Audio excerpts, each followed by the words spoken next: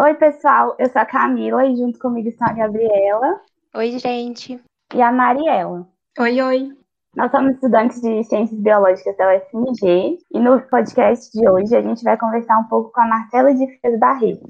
A Marcela é bióloga, mestre em Ecologia, Conservação e Manejo da Vida Silvestre e é doutoranda do Laboratório de Ecologia e Conservação, o LEC, que fica no ICB, o Instituto de Ciências Biológicas da UFMG. E no trabalho dela, ela pesquisa os impactos do turismo nas comunidades de mamíferos de médio e grande porte em algumas áreas de preservação aqui de Minas Gerais. Seja muito bem-vinda, Marcela. Obrigada pela sua presença. Oi, gente, tudo bem? Tudo bem. Tudo jóia.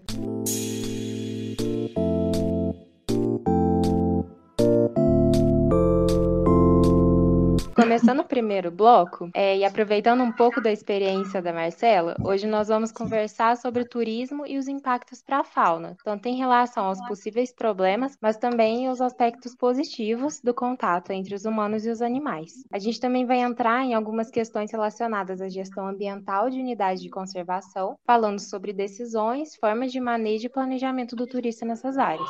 A gente sabe que muitas pessoas gostam de estar em contato com a natureza, aproveitando aquela sensação de plenitude e conexão com o meio ambiente. E alguns estudos mostram que ter esse contato constante com a natureza realmente aumenta a qualidade de vida e a saúde das pessoas. E é por isso que o ecoturismo movimenta muito dinheiro no mundo, cerca de bilhões de dólares todos os anos. É verdade mesmo, gente. E falando agora mais um pouco sobre o ecoturismo, eu acho importante que a gente discuta aqui no podcast que essa é uma atividade que, na teoria, não devia causar grandes impactos negativos, porque o intuito dela é justamente preservar os recursos naturais. Mas, de uma forma geral, essa prática acaba causando impactos que são tanto positivos quanto negativos, que vão abranger tanto a área ambiental, econômica e sociocultural. Em relação aos positivos, nós podemos citar o aumento da consciência ambiental, o maior investimento em unidade de conservação, também a criação de programas para a preservação da fauna e da flora e também a geração de empregos. Só que muitas vezes as pessoas não param para pensar em todos esses impactos negativos que esse contato mais íntimo com a natureza pode provocar. Então, para começar mesmo com a Marcela, a gente queria perguntar: em sua opinião, quais seriam as maiores ameaças do turismo à paisagem e à biodiversidade? É possível mensurar toda a cadeia de impactos? Oi, meninas. Então, os impactos negativos, alguns a gente já sabe muito bem, né? Que são o lixo que a gente deixa nas trilhas, né? Que a gente até pode ver muito isso principalmente nas áreas marinhas que a gente vê hoje, né? Que não é relacionado ao meu trabalho, mas a gente vê muitos animais que morrem porque se alimentaram de lixo, né? E ficam com esses lixos no sistema digestório, né? E então a gente tem o lixo é um dos grandes problemas, a poluição sonora é um dos grandes problemas também, que pode afugentar muitos animais, e um problema também que a gente tem é alimentar os animais, né? Esse contato com os animais pode trazer problemas para nós e problemas para as outras espécies também, né?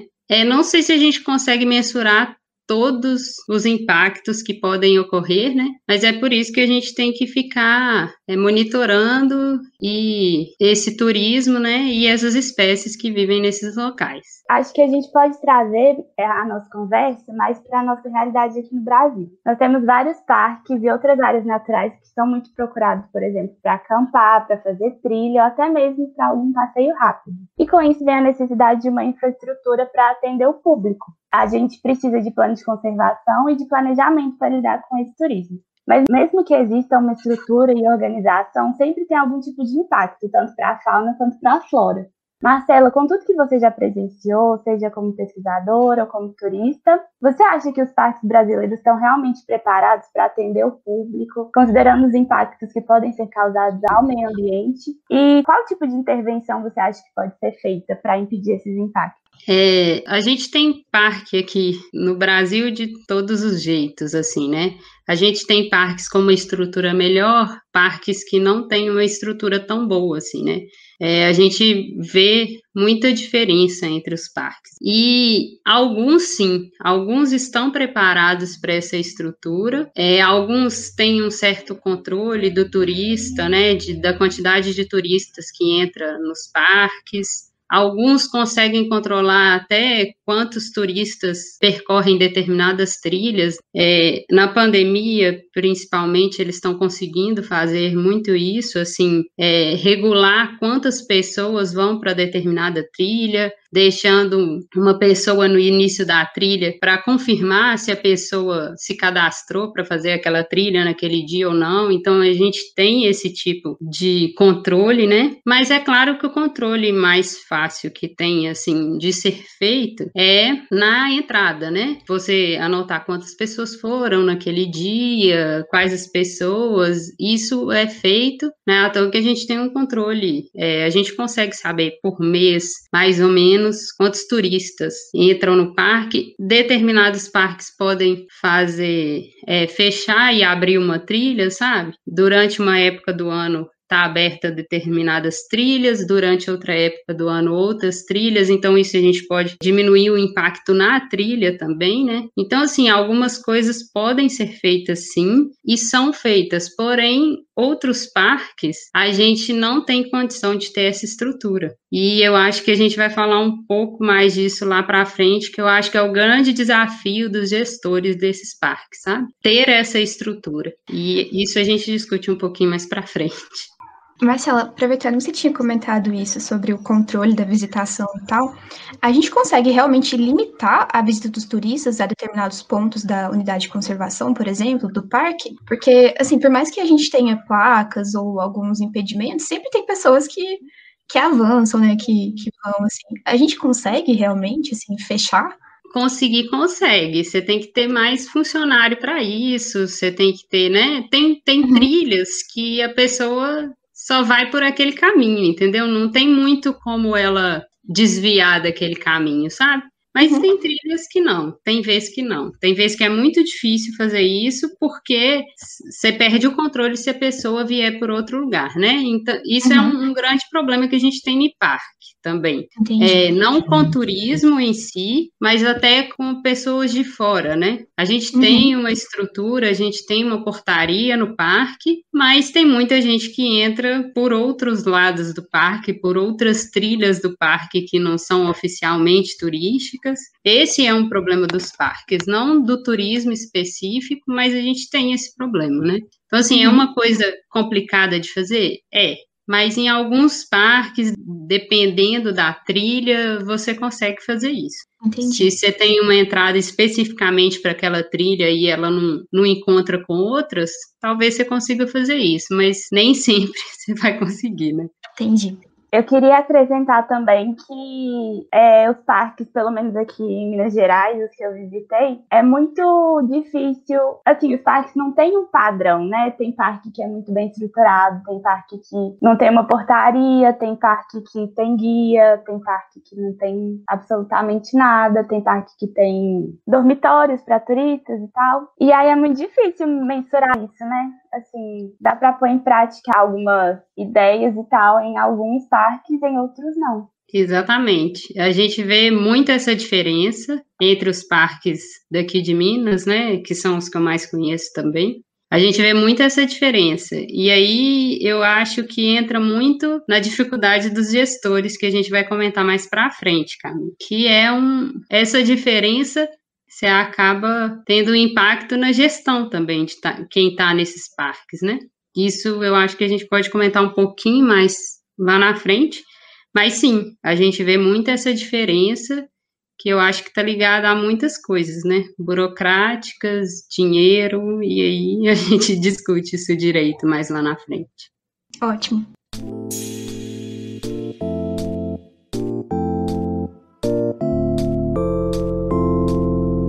Bom, então agora falando um pouco mais sobre a sua dissertação do mestrado e aproveitando isso dos parques aqui de Minas Gerais, você estudou, né, a ocupação e a distribuição dos turistas dentro do Santuário do Caraça e os impactos para a mastofauna. Você podia contar um pouquinho mais para a gente sobre alguns fatores que influenciam a taxa de visitação e as preferências dos turistas nesse parque, por favor?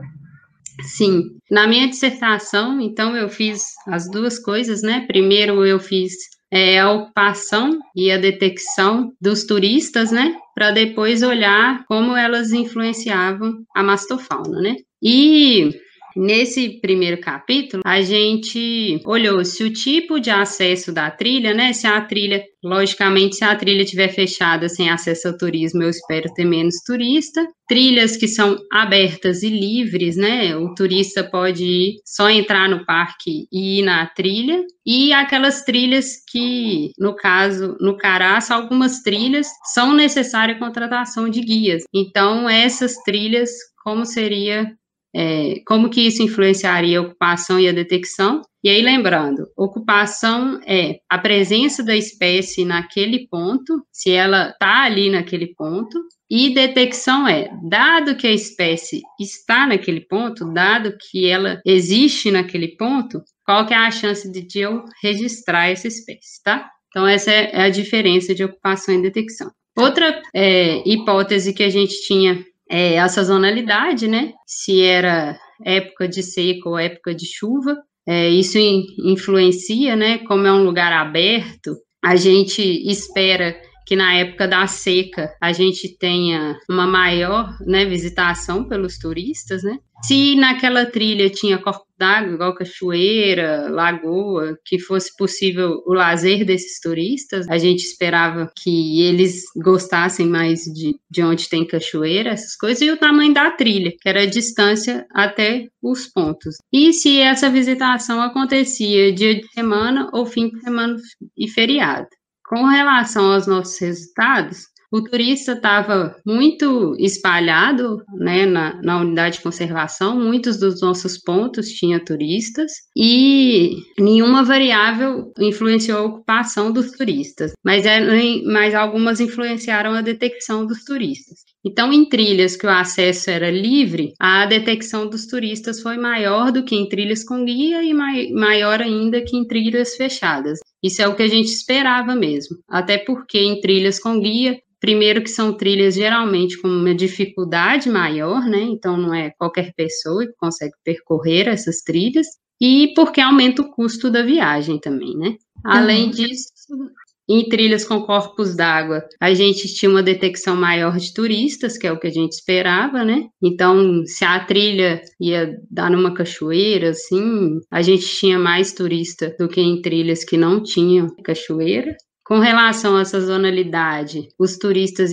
estavam presentes mais na época seca, né? A gente detectou mais turistas na época seca, inclusive porque lá no Caraça, né, onde foi o trabalho, alguns atrativos fecham no período chuvoso, algumas trilhas, né, principalmente de cachoeiras, por causa de tromba d'água, essas coisas que podem acontecer. Então, a gente tem mais visitação no período mais seco mesmo. E o tamanho da trilha também influenciava, né? Porque quanto maior a trilha, eu tinha menos turistas, né? Menor detecção de turistas. E isso é porque nem todo turista consegue ou vai com a intenção de percorrer trilhas longas, né? É esperado que, por exemplo, uma família com crianças vai percorrer trilhas menores, né? Então, nem todo turista vai conseguir percorrer trilhas longas, e aí a gente esperava, assim, essa maior detecção em trilhas menores. Entendi. E eu queria voltar um pouco na questão do contato direto das pessoas com os animais no meio natural. A gente percebe que muitas vezes as pessoas são conscientes de que não pode tocar nos animais, não pode alimentá-los ou ter algum tipo de interação mais próxima, mas mesmo assim elas se sentem livres para fazer isso, né? Para você, qual que é o efeito que esse contato direto pode trazer para os animais? Você acha que pode ser feito alguma coisa para realmente minimizar esse problema? Eu acho que uma coisa, assim, muito importante que a gente, nos parques, né, e quando a gente está lidando com turistas, é educação ambiental, né, que a gente pode passar algumas informações para o turista, e isso eu acho importante, né, para que o turista tenha noção dessas informações, de que não é, né, de que é importante, por exemplo, não entrar em contato com esses animais. Uma coisa que é muito importante é porque se você acostuma esses animais com alimentos, às vezes eles mudam comportamento até deles de alimentação mesmo. Vai ser muito mais fácil para ele conseguir alimento da mão dos visitantes do que ir em busca de alimento no meio da mata, né? Então, você acaba acostumando esses animais a se alimentarem com os turistas e, às vezes, eles acabam, né, mudando esse comportamento. Isso é ruim porque a gente já vê em alguns parques, alguns lugares aí, que, às vezes, os animais até, de certa forma, te atacam, né? Então, pode até ter mordida, não sei, né? Então, isso é ruim. E um outro problema também é que esse contato direto com os animais pode tanto transmitir doenças nossas para eles, quanto a gente pode pegar doenças desses animais, né? As mesmas, a gente tem contato com os mesmos vírus, e a pandemia que a gente está vivendo é um pouco disso, né? É um pouco desse contato direto de animais com o ser humano, né? Então, isso é um grande problema também, desse contato direto com os animais, né? Sim, realmente. Com certeza, Marcela, a gente vê nos parques os animais, que nem você falou, brigando com a gente para pegar comida, entrando em lixeira e tal. Eu imagino que isso deve trazer muito problema até para a saúde dos bichos selvagens. Ah, com certeza, né? Às vezes a gente leva vírus, leva bactéria, que eles ainda não tem imunidade, não né? tem muito contato, né? Não tem imunidade para isso, com certeza. Muito comum disso acontecer, né? Essa alimentação é com micos e coatis também, né? Sim. Aqui em Belo Horizonte a gente vê no Parque das Mangabeiras, no Iguaçu também eu lembro de ir lá quando criança e ver muito coati, né? Os dois principais. Mico e já vi também cutia. A espécie, para ela é muito mais fácil, né? Com certeza. Sim, verdade. E aí a gente tem um problema também, que acontece, vamos pensar que num parque desses que o coati está acostumado a se alimentar com comida, né, que vem dos turistas, num caso igual a gente está numa pandemia, que os parques ficaram fechados por muito tempo, se ele para de buscar comida na mata, né, os frutos, né, ele vai acabar ficando sem comida, né, porque não tem ninguém para ficar alimentando eles, né. Com certeza, os animais são inteligentes e eles conseguem entender onde que é o lugar mais fácil deles conseguirem comida, e eles vão guardar a energia deles para ir buscar nesses lugares mais fáceis. E aí, quando tem algum problema assim, esses animais são totalmente despreparados para fazer o que eles deveriam, né? Que é viver no meio livre, no meio natural livre, sem depender da espécie humana. Exatamente, e aí começam os conflitos, né, também com a espécie humana, né, de animais que vão para plantações para comer, de animal que começa a alimentar dos animais domésticos que estão em volta, né, então isso é um grande problema, né, um problema vai gerando outros, né. Muito problemático. Mas ainda falando sobre a sua dissertação, você também analisou a influência do turismo na distribuição e na frequência do uso da mastofauna no caraço. Vocês estabeleceram algumas hipóteses e ideias para direcionar o estudo, como, por exemplo, a influência desses turistas que visitam o parque, do tipo de hábitat que tem dentro do parque, e também, né, que você já falou, a sazonalidade, mas analisando a distribuição e frequência do uso dessas espécies. Você poderia nos contar mais sobre os seus resultados e sobre as possíveis interferências que a visitação tem nesses animais selvagens? E você esperava algum outro resultado? E a gente consegue definir exatamente como que esse impacto pode ser negativo ou positivo? Pois eu tinha algumas hipóteses, né?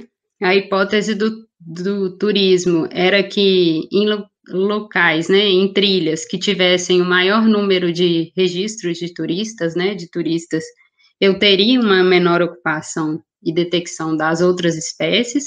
O tipo de hábitat vai variar porque determinadas espécies têm preferências por determinados tipos de hábitat, né?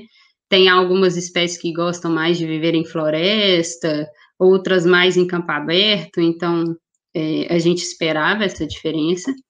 E a sazonalidade a gente esperava só influência na detecção, porque a gente espera, porque existem estudos já que mostram que na época de seca os alimentos ficam mais escassos e aí geralmente as espécies tendem a se deslocar mais em busca de alimento.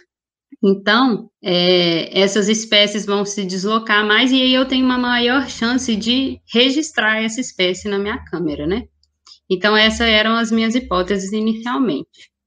A gente analisou 7 espécies, né? Que foi anta, onça parda, jaguatirica, paca, veado, né? E aí a gente tinha 2 espécies de mazamas nesse grupo, lobo-guará e irara. E aí, o que a gente viu é que a gente esperava que onde tivesse mais turistas, essas espécies aparecessem menos. E, na realidade, para a ocupação de anta e de veado, isso foi o contrário, né? A gente teve maior detecção das espécies onde tinham mais turistas.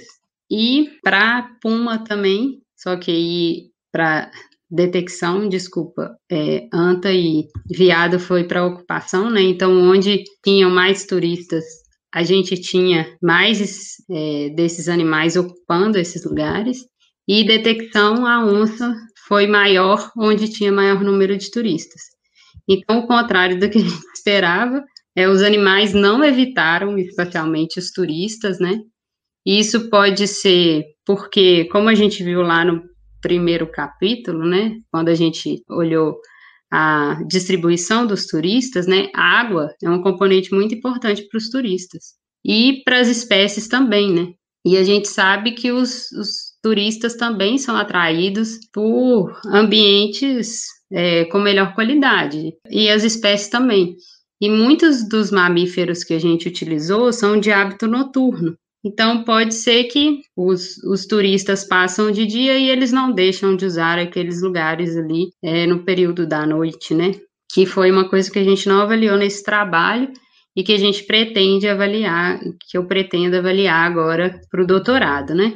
E a gente pode ter níveis de tolerância também das atividades humanas, né? Algumas espécies podem ser mais tolerantes que outras.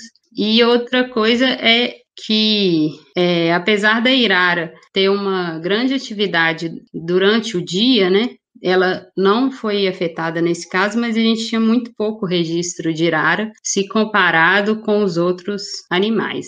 Para o tipo de hábitat, alguns resultados que a gente já esperava mesmo. Mazama, a gente tinha 2 espécies, né, então eles preferiam floresta e cerrado que campo rupestre. Irara prefere floresta do que cerrado e campo rupestre, que era esperado, né? E com relação à sazonalidade, a gente teve jaguatirica e paca que realmente tinham maior detecção na seca do que na chuva, né? Provavelmente por isso que eu falei com vocês lá na hora da hipótese, né? Que eles têm que se movimentar mais para buscar alimentos e aí a gente aumenta a detecção desses bichos nas nossas câmeras. Então, com relação ao caraça, nossos bichos não foram muito afetados assim, pelo turismo. Isso é bom, né? Apesar de que a nossa hipótese era que ele fosse afetado, isso é bom, né?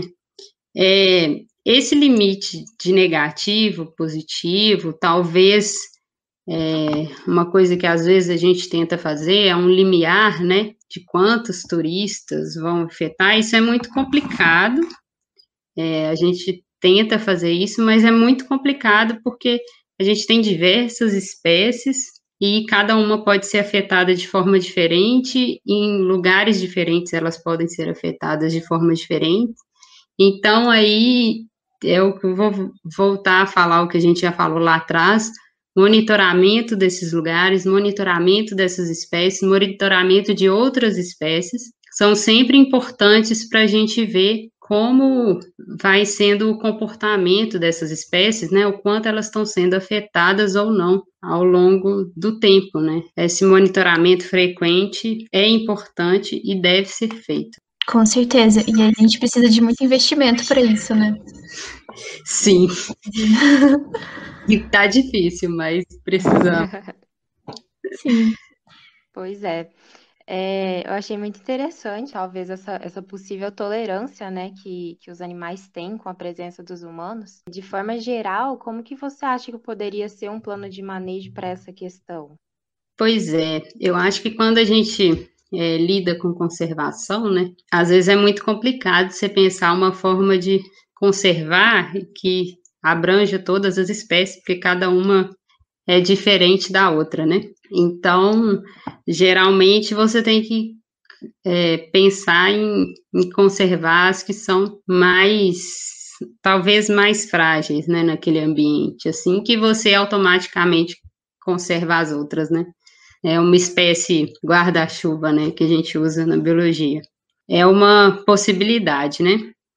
Agora, essa tolerância de animais é muito complexa, é uma coisa que depende do lugar, depende do sexo, depende da fase que está, se está em fase reprodutiva, se não está. E a gente já vê questão de, né, alguns são mais fáceis de lidar com mudanças ambientais, por exemplo, do que outros, né? E isso acontece no turismo também. Talvez a quantidade de ruído, alguns toleram mais que outros. Até mesmo os animais que conseguem mais fazer essa diferença temporal, né? Talvez pode ser uma forma de tolerância, né? E de conseguir conviver com esse turismo, né? É uma forma de adaptar a vida humana nossa, né? Nesses lugares com a dos animais. Mas como manejo, eu acho que é mais ou menos isso, né? Tentar pegar uma espécie é complicado, porque às vezes você tem muita espécie e você tem que planejar uma forma de abarcar todas elas, né? Nem sempre é fácil, assim. Sim, realmente parece bastante complicado. Precisa de muitos estudos, né, para você conseguir chegar a uma conclusão de qual espécie você vai meio que priorizar, né, colocar em primeiro para conservar e puxar todas as outras, né? Exatamente, eu estou trabalhando com mamíferos de médio e grande porte, né? Tem que olhar isso para os outros grupos também, né? Anfíbios, répteis, mamíferos de pequeno porte, né? Então, trabalhos como esse devem ser feitos para outros grupos também, né? Sim, é apenas um recorte, né, de um Isso, milhão de outras possibilidades, né? exatamente. Você tinha até comentado agora com essa coisa da pandemia, que os turistas diminuíram, né? Agora tá fechado e tudo. Você tá indo a campo para instalar armadilhas fotográficas para fazer, né, seus estudos agora do doutorado. Até a gente tinha comentado um pouco sobre isso alguns minutos atrás no podcast, mas o que você espera? Você espera alguma alteração em relação ao comportamento desses animais, agora que realmente não tem tanto turista assim? Você acha que eles vão continuar tendo esse mesmo tipo de comportamento? Como é que estão os resultados agora, suas análises prévias? O que você está vendo agora? Começaram a sair alguns trabalhos agora, um pouco sobre estudos da pandemia, né? Mas realmente o que eu espero é que esses animais, não sei se a palavra é essa, mas apareçam mais, né?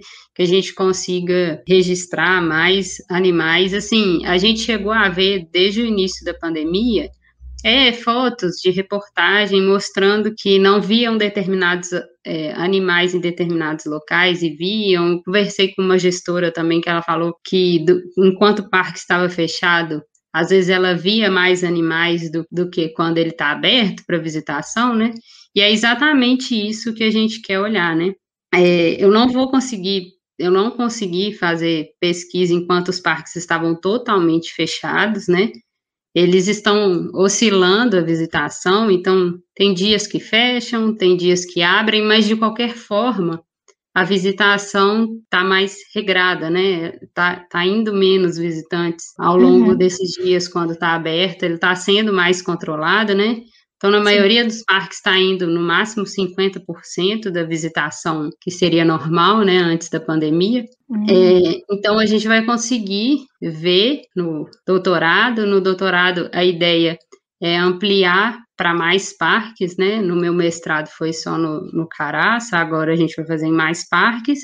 E com a vinda da pandemia, fazer esse capítulo, né? Para ver se o quanto isso vai influenciar. E para a gente, como a gente está trabalhando com o impacto do turismo, a variável que está mudando aí é a quantidade de turistas, né?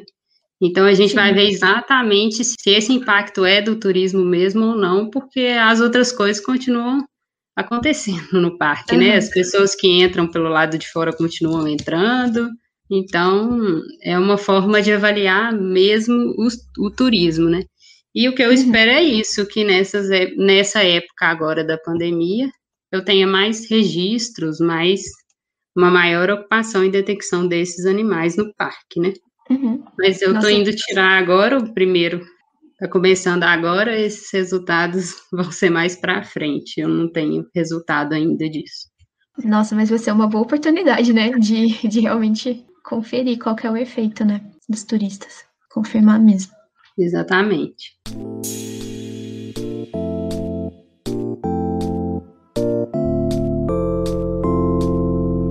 Começando, então, o próximo bloco sobre gestão ambiental e preservação, vamos pensar um pouco nessas questões de legislação e de acordos internacionais para preservação. Desde o 3º e 4º Congresso Mundial de Parques, que é um evento realizado pela União Internacional para a Conservação da Natureza, foi discutida a importância de criar diretrizes para avaliar a qualidade ecológica e gerencial desses locais.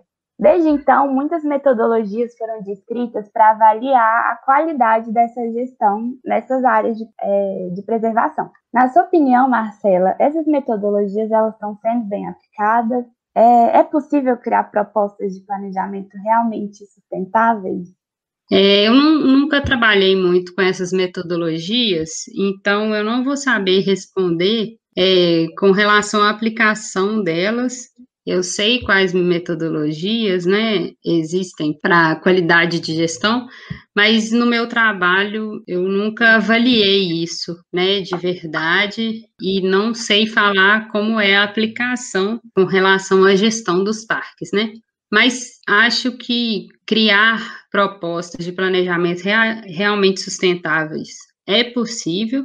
Só que a gente tem que ter uma estrutura muito boa, que às vezes a gente não vê nos nossos parques aqui, né?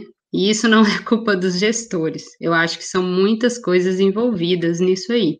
Então, possível mas a gente tem que melhorar algumas coisas, assim, para ter esse planejamento, para conseguir fazer isso de forma bem sustentável. Com certeza. E você acha que dá para o turismo não impactar de alguma forma os animais? Você acha que essas duas coisas em algum momento vão conseguir coexistir? Olha, eu acho que sim. Eu acho que não impactar zero é meio complicado, assim. Mas a gente tem algumas coisas que às vezes eles fazem nos parques, que é, por exemplo, muitos dos parques, né? O plano de manejo, a gente vê de alguns parques, você não tem a possibilidade de visitar o parque como um todo, sabe? Você visita parte do parque. Tem uma área que o turista pode ir, né, que tem as trilhas turísticas, e outras partes o turista não pode visitar. Então, aí a gente consegue, por exemplo, que certos animais não estejam numa área como se fosse isolada, né? Não é a palavra, não, mas esses animais ficam em áreas sem contatos com humanos, de certa forma, né? Pelo menos dos turistas, né? E aí é o que eu falo, tem os outros problemas, né? De caça em parque que a gente ainda tem até hoje, de queimada, que geralmente são nas mesmas áreas dos parques, de coleta de plantas, né, de candeia, né, madeira. Então, por isso que eu tô falando, assim, a gente tem muito problema ainda em parque, que são possíveis de ser resolvidos, mas demandam muita gente, muito trabalho e muita estrutura, sabe, que talvez nos parques aqui ainda seja um pouco complicado. Bom, nem tudo, assim, como você disse, né, depende dos gestores. Você falou um pouco do que você acha que precisa ser feito na gestão dessas áreas, né, para que elas sejam realmente unidade de conservação. Mas você acha que os gestores, eles estão realmente empenhados em repensar estratégias e planejamentos para lidar com o turismo ou outros impactos? Sim, eu conversei com alguns gestores, né, dos parques que eu vou, eu até gosto disso, né, de conversar um pouco sobre o meu trabalho, né, sobre o que eu vou fazer no parque e tudo, então a gente acaba conversando, sim, com os gestores, e muitos deles estão muito empenhados em resolver os problemas, os impactos que acontecem no parque, sabe? Mas eles não têm estrutura para isso.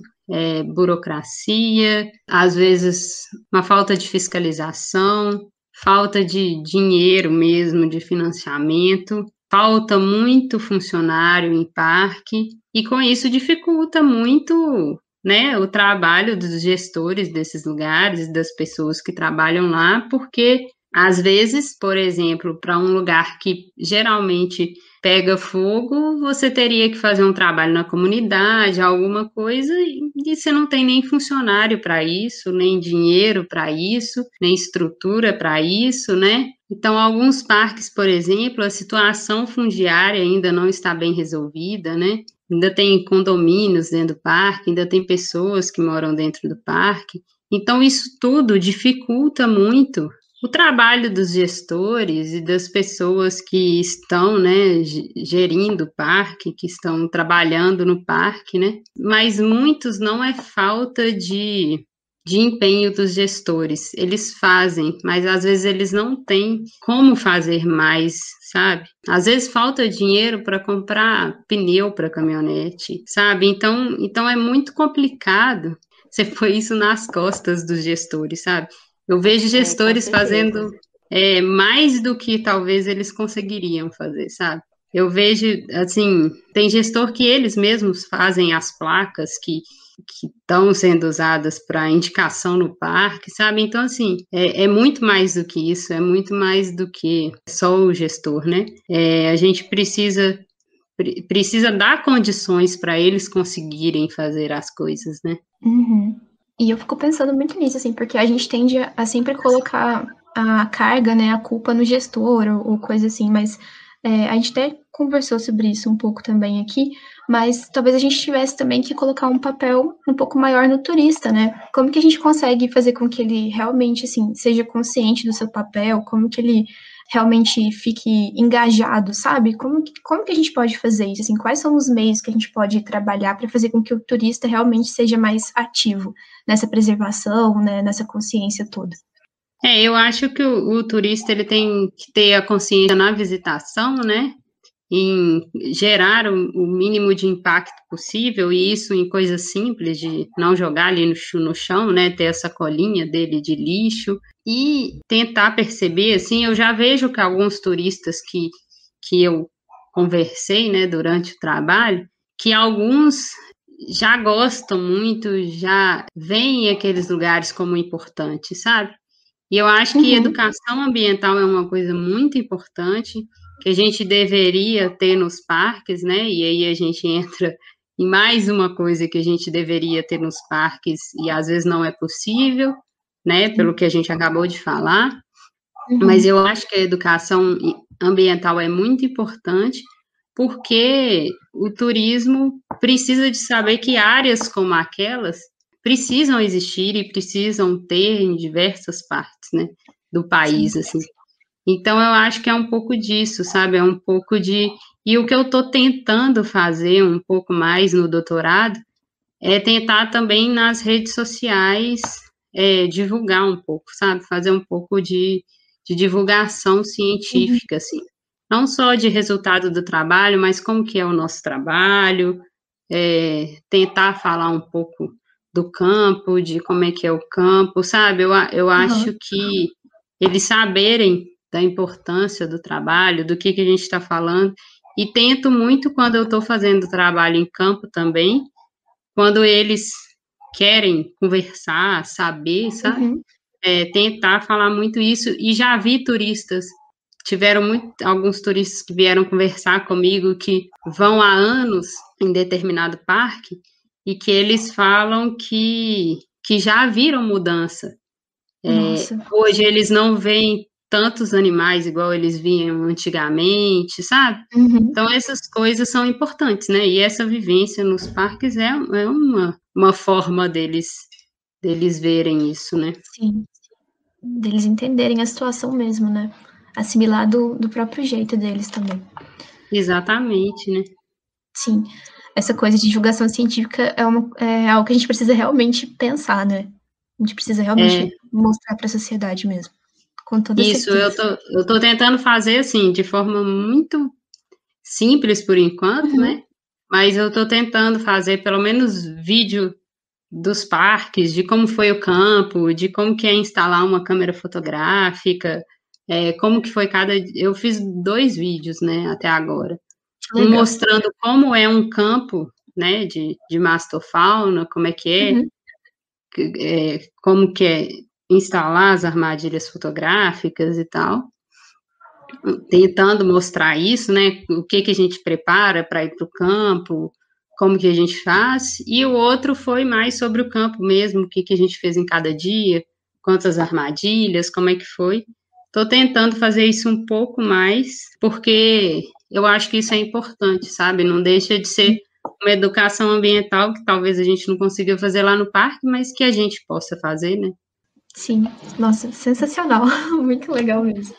Marcela, com certeza, porque né, a gente vive num país que muitas vezes não dá prioridade para coisas que deveriam ser consideradas importantes, né?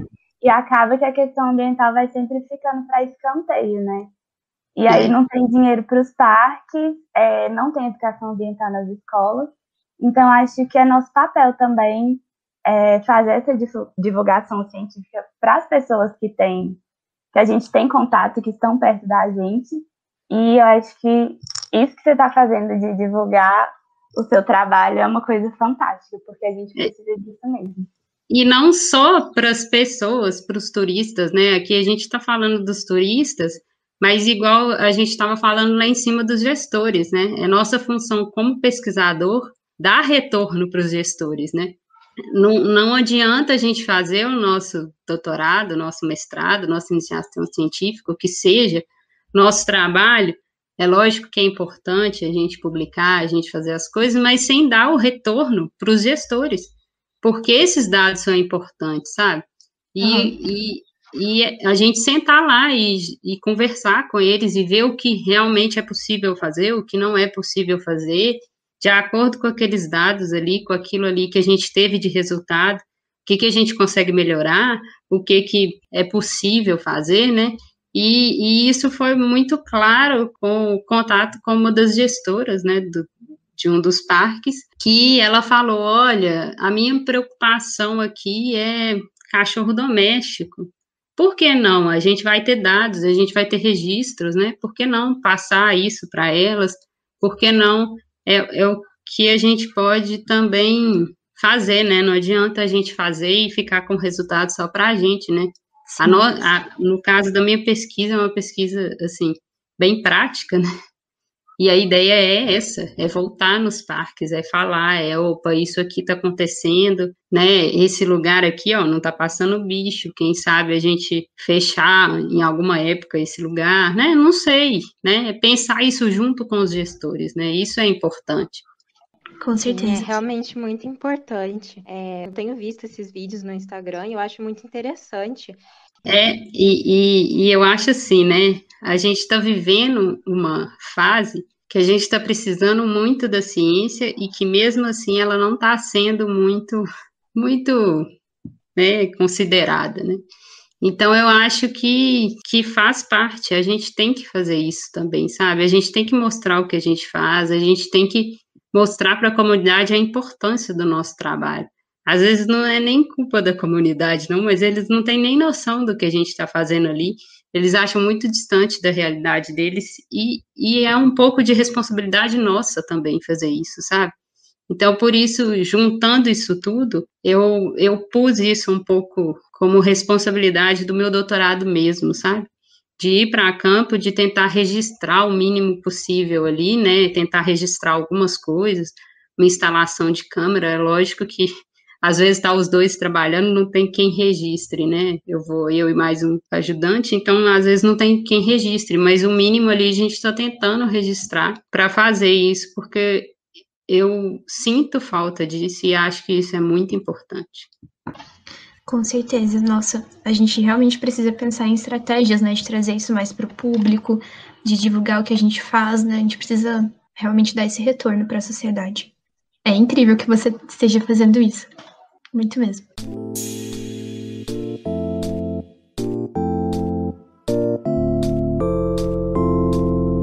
Agora a gente está caminhando para o final do nosso episódio. Essa discussão foi muito interessante, Marcela. Eu queria muito agradecer você. Sim, e nossa, Marcela, muito, muito obrigada. A gente agradece de coração pela sua disponibilidade, por ter falado mais sobre o seu trabalho, que é incrível. Nossa, muito, muito obrigada mesmo por ter participado. A gente fica muito, muito feliz. Muito obrigada mesmo. Obrigada, Marcela. Muito obrigada a Marcela, vocês, meninas, pela oportunidade aqui de estar falando do trabalho, né? Essa conversa foi muito boa. Muito obrigada também. Obrigada. Obrigada mesmo. Tchau, obrigada. Tchau.